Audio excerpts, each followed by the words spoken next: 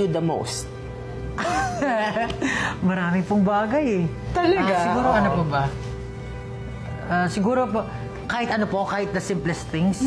Siguro yung pag nagsi-CR, tapos syempre toilet bowl, kasi hindi hindi pupunasan or o kaya may nakababa yung seat, tapos nagigigil ako. Pet peeve ni Opo. Pablo yun. Mabilis ka bang magalit? Mainis? Depende po. Depende. Kuwari, let's say, naka-work mode ako.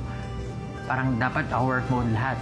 Pero pag lumalayo na dun sa parang nagbibiruan na or maingay na, hindi na nagagawa ng tama yung kailangan gawin, medyo naanoy ako. Pero na-control ko na po siya before.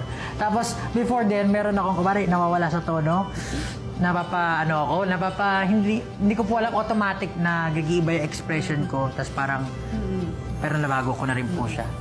May pagka-usi ka ba, Pab? Medyo po. Gamit mo, kailangan walang Oo. gagalaw, yung mga ganon?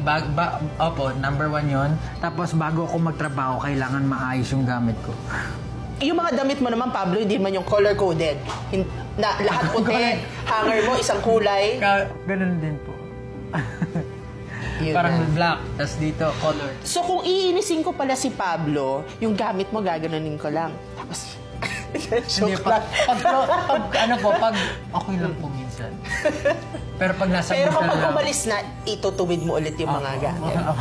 Parang natutunan ko na siya kasi hindi naman lahat ng tao alam yung parang personality mo, yung mga ayaw mo sa buhay. Talagang, sige, gawin mo naman yan, tapos mamaya ayusin ko na.